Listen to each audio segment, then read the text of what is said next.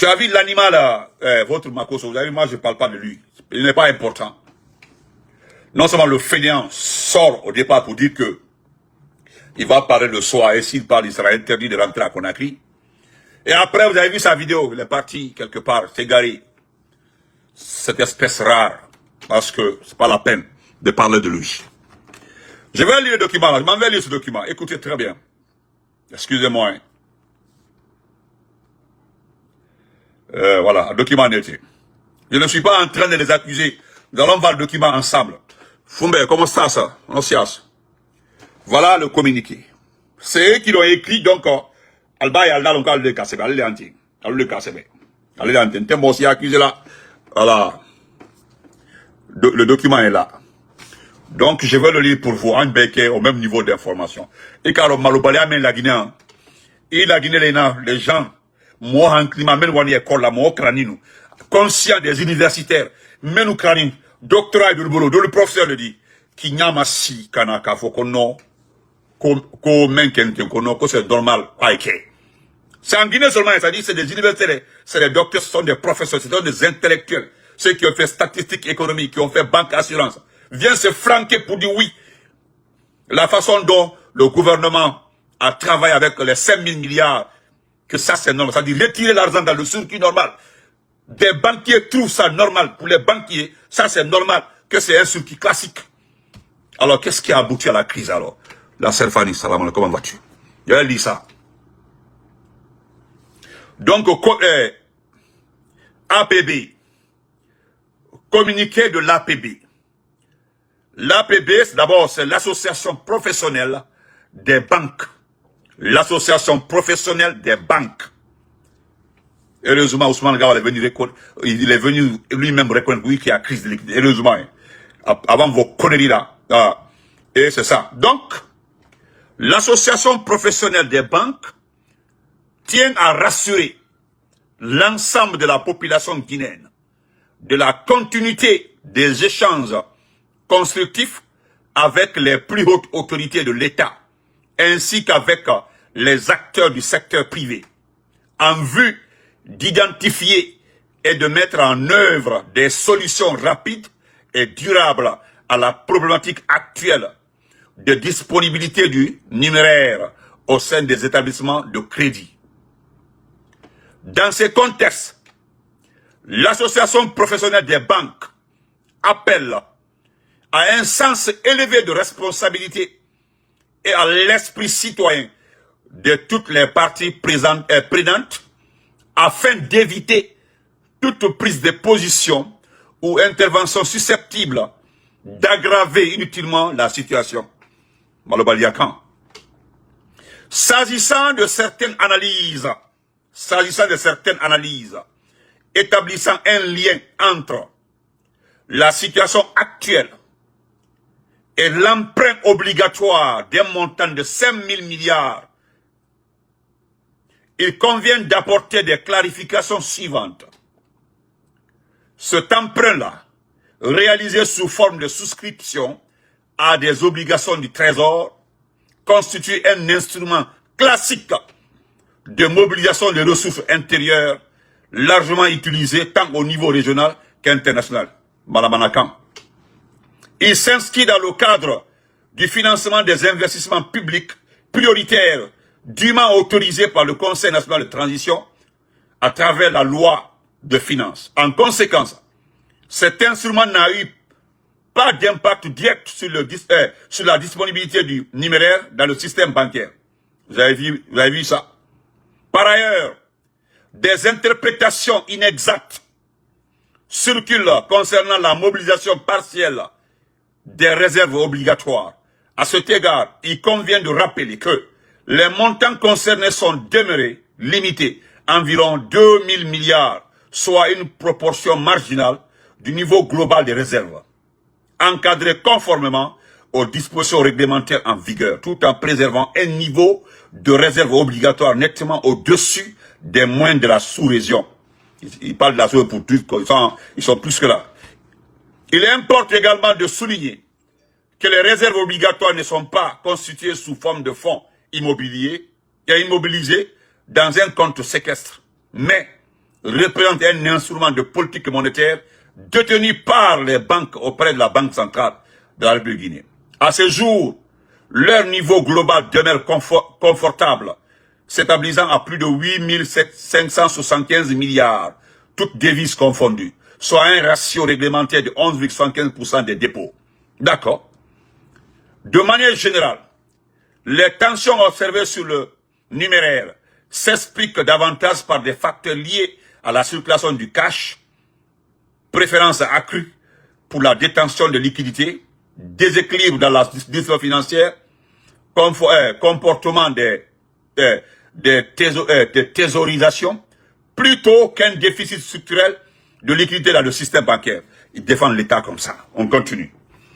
L'association professionnelle des banques invite toute personne souhaitant obtenir des informations fiables sur le fonctionnement du secteur bancaire à se rapprocher de la Banque centrale ou du bureau de l'API. Enfin, l'APB réaffirme son engagement à œuvrer sans relâche pour garantir la stabilité et la continuité du système financier national. Le secteur bancaire guinéen tient également à rassurer les autorités et à toute la population guinéenne de son engagement ferme à accompagner durablement les actions de développement socio-économique pour une Guinée unie, prospère et résolument engagée dans la voie de développement. Voilà. Vous savez pourquoi j'ai dit qu'il y a Ben Manamanakan? Je m'en vais rapidement. Je vais vous souligner 2 points essentiels dans ce communiqué. C'est-à-dire, ils vous disent que les interprétations par-ci, par-là, c'est-à-dire, ils s'adressent à ces invités dans les différents médias, quelques médias sérieux, qui ont eu la chance, qui ont accepté d'expliquer le réel problème, pourquoi il y a cette crise-là. Eux, ils demandent aux gens de ne pas écouter ces interprétations, de faire référence à la Banque centrale. Attendez, c'est-à-dire la Banque centrale qui ment tous les jours là, on demande de faire référence à la banque là, ou bien à l'association des professionnels des banques. Ils vous disent que les 5 000 milliards, l'emprunt que l'État a pris, c'est l'argent qui était dans le circuit bancaire, que cet emprunt n'est pas responsable de cette crise de liquidité. Et personne l'a dit, hein. Personne l'a dit. Mais ce qui est réel et normal et correct et vérifiable, c'est ce que Dr Makanel a dit. Dr Makanel a dit.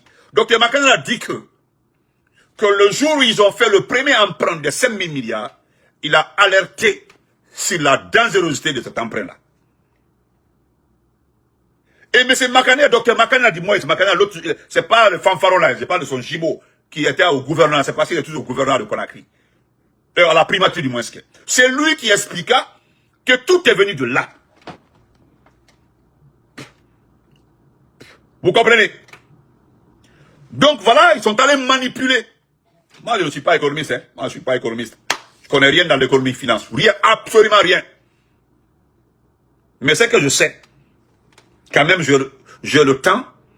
Je prends presque tout mon temps pour écouter les économistes expliquer le fond du problème. Voilà, avant d'interpréter cette crise de liquidité, j'ai pris tout mon temps pour écouter les différents débats par rapport à cette crise de liquidité. Et là, j'ai été convaincu que tout est parti de la mauvaise gestion. Parce que d'abord, voilà le mensonge, le gros mensonge, les pauvres, ils disent que l'argent là a été pris pour des investissements dans des secteurs dans ce pays-là. Mais est-ce que dans ce pays, quelqu'un peut demander à l'association professionnelle des banques, est-ce qu'ils ont des documents qui justifient, des documents justificatifs, qui disent oui, l'argent, l'emprunt, les 5 000 milliards qui ont été pris là, ont été effectivement investis dans des domaines d'investissement dans ce pays-là. Est-ce qu'ils ont les documents? Parce que c'est eux qui le disent. Mais bon, personne qui ose. Moi, je ne vois pas quelqu'un qui est trouillé ici, qui peut demander, bon, vous dites que là, c'est normal, c'est un truc classique, et puis d'ailleurs, c'est un article encadré par le CNT, qui ne reprend absolument personne, parce que vous parlez du CNT. Le Conseil national de la transition ne reprend personne. Ce sont des gens qui ont été nommés par ce fainéant, par ce fanfaron qu'on appelle Mamadi. Qui les a élus? Donc, c'est les gens-là qui ont autorisé de faire l'emprunt. L'emprunt de 5 000 milliards, c'est un article ou une loi qui a autorisé. Et cet emprunt-là, on vous demande gentiment, montrez-nous où est parti cet argent. Vous savez pourquoi les gens aiment la démocratie? Pourquoi il faut élire son président? Pourquoi il faut élire ses députés, les maires? C'est parce que l'État ne peut pas se permettre de faire des emprunts comme ça, sans expliquer où est parti l'argent. dans la démocratie. Soit c'est l'opposition qui va rappeler à l'Assemblée nationale, ou bien c'est l'opposition, ou bien il y aura des manifestations pour demander des explications par rapport à des montants comme ça. Mais un régime militaire, et puis de surcroît, quel genre de régime? Un criminel. Vous avez vu pourquoi les gens aiment la démocratie? Les gens insistent. Tu ne peux pas prendre l'argent d'un pays, l'argent d'une nation, l'argent de toute, d'une jeunesse, la vie des gens, utiliser à tes propres fins, et puis venir dire aux gens que non, que c'est normal de prendre l'argent là, mais que c'est pour investir. Maintenant, dites aux gens, dans quel cadre, parce que c'est pas dans l'école, c'est pas dans l'éducation, ni dans la santé, en tout cas, ni dans les infrastructures routières. En tout cas, personne ne peut me dire, Benito, tais-toi, les 5 000 milliards ont été utilisés pour faire 20 hôpitaux, que les 5 000 milliards ont été utilisés pour faire 35 écoles, ou bien les 5 000 milliards ont été utilisés pour équiper les établissements scolaires. Personne, que quelqu'un me sorte ces documents pour me contredire. Il y en a nulle part, vous ne verrez ces documents-là. Nulle part. Montrez-le. Si vous avez décidé de vous aligner derrière le mensonge du CNRD, je suis d'accord avec vous. Mais vous ne pouvez pas nous dire que pour toute consultation d'aller vous demander, vous, la Banque centrale ou l'APR, qui va vous demander? Moi, je vous demanderai simplement, si vous êtes piloté, ouvrez un débat avec Dr Makanela Kake. Pardon, ouvrez un débat avec Makanela Kake. Parce que c'est lui qui l'a expliqué. Il y a Dr Traoré aussi qui l'a expliqué. Sinon, l'argent là, si l'argent là était avec les banques là, si l'argent restait avec les banques, si l'argent n'avait pas été pris, mais les banques n'auront pas besoin de débit. L'argent allait continuer à circuler parce que tu es obligé de prendre, tu prends le crédit, tu es obligé de rembourser. Mais le fait, le problème est que tu ne peux même pas demander crédit à la banque, il n'y en a pas. Moi, je vous demande, comment vous pouvez soutenir le mensonge? Et puis vous aussi, dans la dernière minute là, vous voulez convaincre les... Et d'ailleurs, après votre communiqué, vous avez vu que Dieu sait faire. Ce qui me plaît dans ce pays-là, c'est que quand l'un ment, l'autre vient lui rétablir le mensonge. J'aime ça, hein. J'aime ça. Ça dit, merci, pour coucou, quand vous avez menti, vous avez fini de mentir avec ce communiqué-là. Ousmane Gawal même est venu dire. Ousmane Gawal même est venu. C'est la première fois qu'il reconnaît qu'il y a une crise, malgré qu'il avait menti avant. Mais il reconnaît. Comment vous pouvez être bête comme ça? C'est-à-dire, vous faites un communiqué. Vouloir, c'est-à-dire quelqu'un vous a poussé comme autour de Doumbouya, vous devez être solidaire avec le gouvernement, vous devez vraiment faire un communiqué, rassurer les gens, c'est très important, l'État doit être appuyé, soutenu dans le mensonge. Dès que vous avez fini de faire le communiqué, il y a eu la conférence de presse de ces deux guignols, Ousmane Gawal et Diami. Et en même temps, Ousmane Gawal est venu dire que oui, il y a crise de liquidité. Lui-même, il allait, vous avez vu la dernière fois là, c'est Amara et Diba, les deux fanfarons là, qui étaient en train de demander pardon aux commerçants, aux commerçants de ramener l'argent. C'est-à-dire, vous menacez, vous dites que ils ont 2 mois pour échanger les 5 000 ou 10 000. Sinon, c'est fini. J'ai vu des petits communicants, des fanfarons en train de dire, en tout cas, l'argent a été retrouvé. En réalité, là, avoir la grande gueule, là, n'arrange pas tout. C'est pas une bourse mielleuse qui peut arranger cette crise économique-là. C'est un fait, c'est une réalité. Cette crise économique-là est une réalité, ça existe. Cette mauvaise gestion-là existe, c'est-à-dire c'est un mal. Si vous ne le savez pas là, continuez à soutenir le mensonge. Aujourd'hui, regardez, il n'y a que 1% de la population qui ment partout. Et ça, c'est le Souleymane Apache. C'est la famille de Doumbouya. Ce sont les proches des ministres. Sinon, aujourd'hui là, même ceux qui aimaient Doumbouya avant là, ceux qui ont demandé de soutenir Doumbouya là, savent que nous vivons dans le mensonge. Nous vivons dans une situation du jamais vue dans ce pays. Je ne suis pas le seul à le dire, hein. Mais ce qui m'énerve là, comment vous pouvez regarder les gens pour le dire non? Si vous voulez consulter des vrais résultats, si vous voulez avoir les vraies explications par rapport à cette crise-là, adressez-vous à la Banque centrale ou bien à l'APR. Regardez-moi de vous dire, qui vous a dit qu'il a besoin d'avoir des informations à travers la Banque centrale? Qui ne connaît pas Karamo Kaba? Vous regardez les Guinéens pour dire, si vous voulez avoir, laissez les autres explications là. Les gens ne sont pas bien informés. Si vous voulez avoir les vraies informations, allez à la Banque centrale ou venez trouver l'association l'association professionnelle des banques. Mais attendez, est-ce que Karamo Kaba, la Banque centrale, quelqu'un peut dire là-bas là, qu'il n'y a pas de crise de liquidité? Quelqu'un peut dire là-bas, est-ce que quelqu'un à la Banque centrale, peut sortir dire oui, moi je le confirme, il y a crise de liquidité. C'est pas monsieur, l'ancien ministre du président Alpha Condé, le ministre de l'élevage, qui était aussi conseiller à la Banque centrale, qui a été enlevé pour un départ d'abord, qui a été kidnappé parce qu'il s'est adressé à Doumbouya. Et dans la lettre, il n'y avait rien de mauvais. Il a juste expliqué dans la lettre de monsieur le ministre.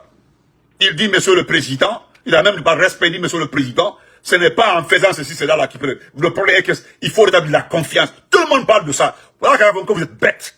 Sinon, il y a beaucoup de communicants, beaucoup d'activistes, beaucoup de médias ou beaucoup d'invités qui vous ouvrent souvent le chemin, qui vous montrent le chemin, les solutions, mais tellement qu'ils veulent borner, limiter.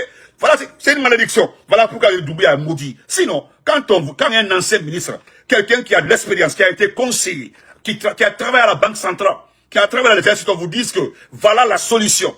Au lieu de l'arrêter, au lieu de l'enlever, au lieu de le kidnapper, il fallait chercher aussi à comprendre ce qu'il a écrit. Et puis il ne s'est pas adressé à vous, il s'est adressé à ce mouton de Mamadi. Mais c'est simple que ça. Vous savez vous ne voulez pas que Mamadi comprenne parce que vous savez que Mamadi n'est pas à l'école. C'est-à-dire, il y a certaines personnes, ils font exprès. Ils font de sorte que Mamadi ne soit pas au courant de vos incompétences. Il n'est pas à l'école, il ne connaît pas. Sinon, des lettres, des documents comme ça, là, certains auraient exploité pour vérifier. Surtout, c'est un ancien de la boîte qui vous parle. Quelqu'un qui a travaillé là-bas qui vous parle. Malgré que nous, on était opposés à l'IFDG. Je me rappelle, lorsque Ella Senel était au niveau des grandes gueules, il a dit qu'il y a de l'argent à la Banque centrale. Que s'il dit qu'Alpha connaît ses papas pour qu'il a menti. Mais voilà ce qui se passe. Mais tout le monde est d'accord avec lui. Moi, d'accord, j'ai fait une vidéo pour appuyer. J'ai dit, monsieur le président, certains vont vous dire que c'est loup est comme ça, c'est un saboteur, c'est comme ça. Mais moi, je voudrais que vous preniez ça au sérieux. C'est qu'il est en train de dire comme ça, il y a la corruption. C'est lui avait indiqué tous les secteurs où il y avait la corruption, où l'argent est. D'abord, c'est lui avait expliqué pourquoi, on est toujours en corruption. Et pourquoi la corruption? Et pourquoi? Il dit que les gens font exprès monter des projets pour des choses qui ne peuvent pas être réalisées. C'est-à-dire, ils évitent les projets prioritaires, ils évitent les actions prioritaires pour aller monter des projets, pour empocher de l'argent. Parce qu'il y a suffisamment d'argent à la Banque. Et c'est une vérité absolue. Une vérité absolue. Et ça, moi j'ai vu le président Alpha Condé à un moment, 2 mois ou 3 mois après, il a commencé à fermer les comptes. Il avait dit maintenant, s'il y a une dépense au-delà de 100 millions, 200 millions, il faut s'adresser à la présidente de la République. Les gens ont commencé à avoir des problèmes. Mais là, vous me demandez d'aller dire. Donc moi je vous dis, si vous voulez aider le Sénégal, aidez le Sénégal mensonge. Mais la réalité, si c'est vrai que Dieu existe, nous savons que Dieu existe. On sait qu'Allah existe. Nous, on sait qu'Allah, le Tout-Puissant, existe. Le gars là, même si on le remet 1300 milliards de dollars à gérer, il ne va jamais gérer, il ne pourra jamais gérer. Parce que c'est une malédiction. Il a une seule qualité. Et c'est Dieu aussi qui nous aide. C'est-à-dire c'est Dieu qui nous aide dans ce sens-là aussi. Dieu est en train de le pousser à faire souvent des décrets, des bêtises. C'est-à-dire il limoge quelqu'un ici, il l'envoie quelque part. Il prend le limoge de l'autre côté là, il l'envoie, c'est l'ancien. C'est-à-dire il est en train de faire permettre les gens de voler seulement. Et ça, c'est parce que il ne comprend pas. Pour lui, le décret là, on dit, a été même nommé, pardon, le gars là, il a fait trop de campagne, il a parlé de toi, il est partout, il te défend partout, il faut le nommer comme directeur, on le nomme. Ça, regardez son CV. Lui-même son CV là. Qu'est-ce qu'ils vous ont dit sur Mamadi Doumbouya? Qu'il a fait quoi? Formation en quoi? Qu'il est expert en quoi? C'est pas Sidi Ndiaye qui dit qu'il est expert militaire. Les mots expert militaire même a eu mot de tête dans ça là. Encore, arrêtez de nous souffrir. Allez-y soutenir là-bas. C'est votre problème. Nous allons terminer par ça. On doit terminer maintenant. Regardez ça, hein, regardez ça. Est-ce que ouais, c'est la vidéo, je crois bien. Regardons ça ensemble.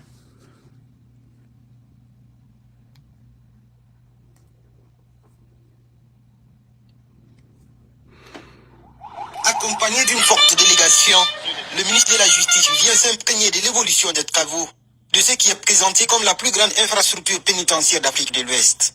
L'ouvrage comprend un pôle incarcération, un pôle réinsertion comprenant 2 centres de formation professionnelle et un pôle vie et soutien avec cuisine, infirmerie et lieu de culte. Donc au total, nous avons 432 cellules, y compris les cellules d'isolement.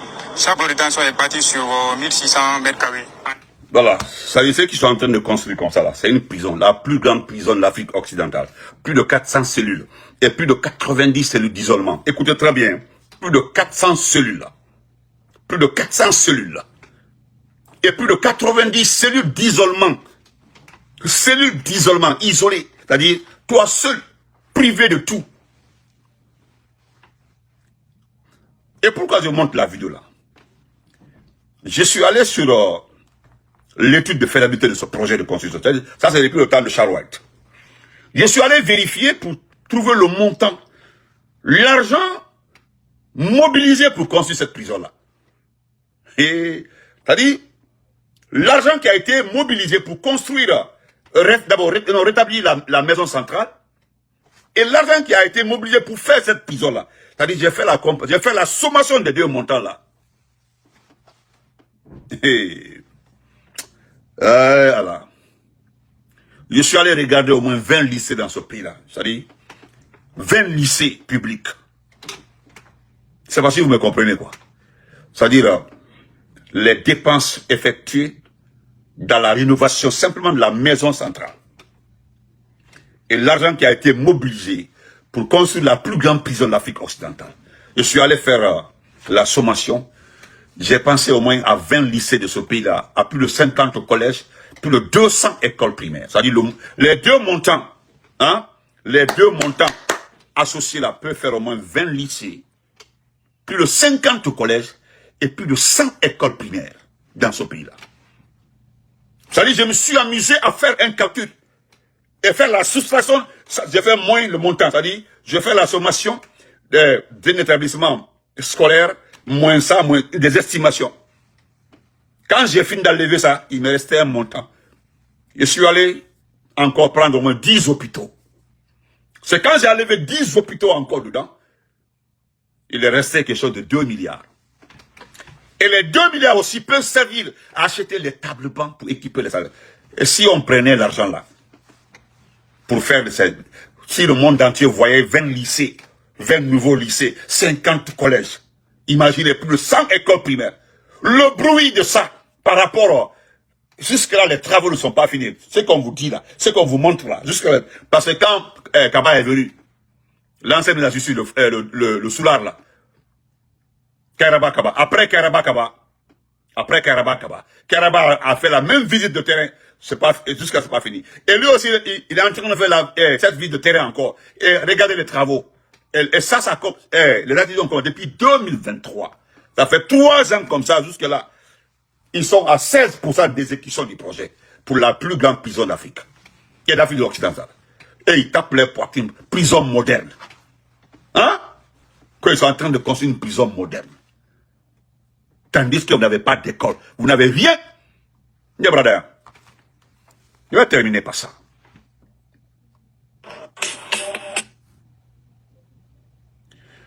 Je voudrais m'adresser à Djami.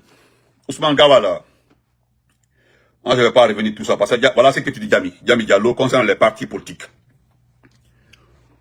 Voilà. On dit le gouvernement, à travers ces deux porte-paroles, ont apporté de nouvelles clarifications sur la dissolution des partis. Vous savez que ça ne passe pas. Vous savez que les gens ne savent pas. Les gens ne savent pas que cette dissolution-là ne passe pas. Vous comprenez? Cette dissolution-là ne passe pas. Voilà, sinon, ça fait un peu longtemps qu'ils ont dissous ces partis. Mais pourquoi parler de ça aujourd'hui? Vous avez vu que l'Union européenne, l'ONU, toutes les institutions n'arrivent pas à avaler cette dissolution-là. Mais vous justifiez ça par rapport à autre chose. Dites pas, mais c'est pas important, s'il vous plaît. Laissez tomber ça. Voilà. Laissez tomber ça. Je ne suis pas là pour ça, s'il vous plaît. Voilà. Maintenant, voilà ce qu'elle dit. Elle dit que le travail effectué par le ministre de l'administration du territoire et la décentralisation s'inscrit dans un processus administratif dont l'objectif était l'assainissement du paysage politique et la mise en conformité des partis avec les obligations légales et administratives en vigueur en République de Guinée. Personne n'a dit le contraire. Maintenant, ce que vous n'expliquez pas aux Guinéens là, c'est les documents, ce que le ministère demandait à ces partis politiques. Vous savez, vous aimez trop sauter la partie. Quand vous dites que c'est normal, que c'était des vérifications, c'était l'assainissement de la situation politique là. Mais pourquoi vous ne dites pas aux gens, voici les documents que le ministère demandait, entendu même les gens, les comptes bancaires. Benito, votre parti ne peut pas donner les comptes de levée bancaire. Ce n'est pas une question de levée bancaire. Il y a un point qui est plus important que ça. C'est-à-dire, on nous oblige à organiser des élections au sein du parti, sans nos présidents de partis politiques, sans les gens, c'est-à-dire, obliger les gens à faire des congrès, en demandant au parti d'exclure telle ou telle autre personne. Vous trouvez ça normal? Moi, je ne vous réponds pas, mais la réponse viendra, Diamy, avec Ousmane Gawal. Parce que voilà, tu dis que tous les partis politiques ont été soumis au même processus administratif qui est faux. Ne rentre pas dans le débat, avec les mêmes objectifs et les mêmes critères. C'est ce qui a conduit à la dissolution d'une quarantaine de partis politiques. Moi, je ne te fais pas jurer, Diamy. Tu sais que c'est faux. D'ailleurs, ce qui est honteux, tu étant porte-parole du gouvernement, tu ne peux pas expliquer ça. Tu regardes, c'est comme une lecture expliquée. Tu as un papier dans ta main comme ça là. Tu es en train de lire. Il faut faire comme Ousmane Gawal. Il y a les grandes lignes là, il faut les expliquer. Regardez les gens. Mais toi, tu es en train de lire. Donc, tu n'as rien à nous dire, au fait, le problème. Je termine par ça. Tu dis qu'elle concerne l'ensemble des acteurs politiques, ce qui est faux. Je n'entre pas dans ce débat-là. Nous avons fini avec le débat des partis politiques. Moi, je suis très heureux d'entendre que pour les législatives, là, c'est Ousmane Gawal qui ne le dit pas, moi. Voilà, Ousmane Gawal le dit ici, c'est le document. Ouais, c'est Ousmane, attends, c'est le document, oui, Ousmane Gawal dit que, voilà ce que Ousmane Gawal dit. Non, où j'ai mis ça? Il dit que c'est au niveau du GMD. Au niveau du GMD, est-ce que j'ai le document, je crois bien. Voilà. Voilà ce que Ousmane Gawal. Moi, je ne vous réponds pas. Hein. Vous pouvez raconter n'importe quoi. Nous n'avons rien demandé.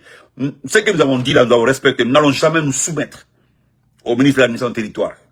Les critères, ce qui a été demandé là, nous les avons rejetés et nous restons derrière le rejet là. Wassalam. Mais, pour te répondre, Diamy, voilà ce que Ousmane Gawal dit. Il dit que la génération pour la modernité et le développement sera en compétition en tant que mouvement, mais pas en tant que parti politique. Et ça là aussi, c'est parce que nous avons demandé comment en un laps de temps, la GMD est devenue un parti politique. Montrez le document. Donc, wassalam. Ça, c'est la réponse à vos conneries, à vos bêtises. Vous comprenez? En attendant, là, je me limite ici. Ceux qui bavardent là, les institutologues là, continuez à insulter, ça fait rien. Vous perdez votre temps. Parce que vous avez un seul souci. Hein? Un seul souci. C'est-à-dire, comment faire? Nous allons quitter les réseaux sociaux. C'est-à-dire, vous n'arrivez pas. Vous pensez que ce sont les injures là qui vont nous faire quitter sur les réseaux sociaux. Nous allons quitter les réseaux sociaux le jour où Doumbouya va rendre le pouvoir. Il va partir. Et vous dites que nous allons passer 14 ans en exil, c'est vrai. Nous allons passer. Mais il fallait demander s'ils sont en exil. Il fallait demander s'ils sont en exil. Personne ne veut aller dans un état comme ça. Il y a des Guinéens, même s'ils ont l'argent, ils ont tous les moyens là. Ils préfèrent rester. Voilà, ils préfèrent rester dans les pays d'adoption. Au lieu d'aller en Guinée, tu t'en vas aujourd'hui là. D'abord, c'est ta propre sécurité qui pose problème. Il faut craindre pour ta vie. Pas d'abord même manger ou faire la belle vie. On ne peut pas faire la belle vie en Guinée. Tu t'amuses à faire la belle vie en Guinée, ils vont t'ôter la vie. Donc, bonne soirée, on se reprend demain. Moi, je m'en vais sur TikTok, ça fait longtemps. Les gens me réclament sur tout. Merci beaucoup, bonne nuit. Voilà, nous allons rester dans notre RPC, dans notre IFB, dans notre IFR. En attendant, souffrez souffrez de vous tromper, souffrez. Vous allez vous tromper jusqu'à la fin de votre vie. Le type là ne va jamais réussir. Voilà, parce que Diamy là, moi c'est passé que toi tu peux dire au Guinéen. D'abord, tu ne connais pas la politique de ce pays là. Ton fanfaronnade là, une fois tu as pris l'argent pour payer Jeune Afrique pour parler de toi, que c'est toi qui connais Simandou. Ça j'ai vu ça, j'ai dit, on dit celle même qui connaît Simandou. C'est-à-dire, je me suis posé 1000 questions. Où tu étais lorsqu'on fait Simandou? Moi je sais que lorsqu'on montait le projet Simandou version Alpha Condé, tu n'étais même pas sous-préfet. Tu étais où même? Que c'est elle-même qui connaît Simandou. C'est comme si c'est toi qui avais fait Simandou. Des imbécilités comme ça, des conneries. Hein? Regarde, porte-parole du gouvernement qui ne peut pas lire, qui ne peut pas expliquer les choses si c'est pas, hein? Porte-parole du gouvernement qui ne peut pas expliquer si c'est pas prendre le document, tenir comme ça, lire. C'est quoi? Je ne sais pas ce que vous vendez aux Guinéens. Quoi? Quelle qualité?